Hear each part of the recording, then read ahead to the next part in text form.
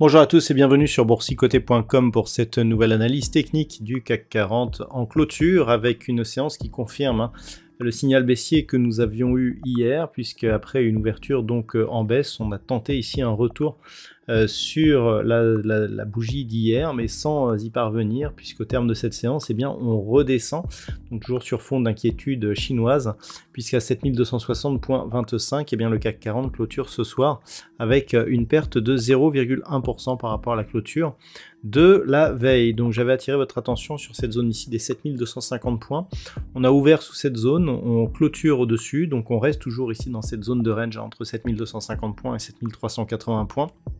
Toujours donc dans cette petite zone de neutralité, mais avec une dynamique qui tente à vouloir s'orienter à la baisse tant on ne parvient pas à redécoller ici par rapport à ce niveau. Au niveau de l'indicateur MACD, nous sommes toujours donc dans une dynamique baissière, évolution baissière dans la partie inférieure de la zone d'évolution. Les volumes sont très faibles, on sent que l'on est toujours dans cette fameuse phase de week-end de 15 août prolongée qui va certainement durer toute la semaine, sauf si on va vers des surprises au niveau de la Fed. Car oui, nous avons les minutes de la Fed ce soir, donc qui seront dévoilées à 20 h. Donc pour l'instant, eh bien, on est dans une phase d'attente, sauf grosse surprise, on devrait continuer à osciller entre ces zones, donc 7250, 7380, toujours donc dans une phase de neutralisation globale, après cette petite dynamique baissière que nous avions eue auparavant. Au niveau du palmarès des valeurs, alors c'est assez partagé, on a tout de même quelques hausses avec Hermès qui gagne 0,91%, Michelin plus 0,88%, Engie, Stellantis et Veolia Environnement sont sur des gains proches de 0,6%. Au niveau des plus fortes baisses, nous en avons deux qui sortent du lot. Publicis Group, moins de 15, Eurofins Scientifique, moins de 14. Derrière Bouygues Télécom, Téléperformance ou Alstom sont sur des pertes entre 1 et 1,5%. Donc on le voit, c'est assez partagé, plutôt orienté à la baisse. Donc on a toujours les mêmes zones à surveiller. Zone des 7250 points qui agit vraiment en ce moment comme zone de support. C'est une zone de support mineure. On pourrait même la décaler ici sur ce niveau secondaire des 7237,40 points. Tant que cette zone tient, eh bien on reste ici sur une neutralisation.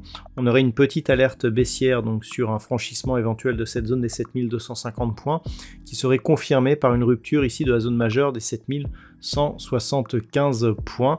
Nous avons toujours ici cette zone qui avait été théâtre donc d'un petit gap qui avait été comblé et puis on était reparti à la hausse. Cette zone avait été franchie ici d'une manière très rapide, mais au final cette zone elle reste majeure. Donc par rapport à la situation globale, effectivement, eh bien c'est ce niveau qu'il faudrait surveiller, ou éventuellement ici un autre niveau ici que l'on va matérialiser, c'est un niveau proche des 7080 points qui pourrait aussi nous donner des signaux intéressants. Voilà donc ce que l'on peut dire pour demain.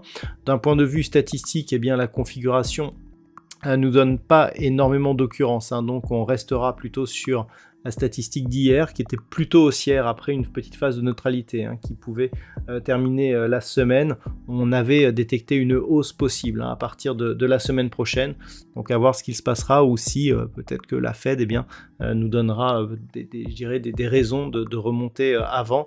Toujours est-il que la statistique que nous avons ce soir est plutôt haussière, mais ne repose que sur un nombre d'occurrences trop peu important pour être significatif. Voilà donc ce que l'on peut dire pour aujourd'hui. Je vous souhaite donc une bonne soirée. On se retrouve dès demain pour d'autres analyses techniques, toujours sur le site boursicoté.com.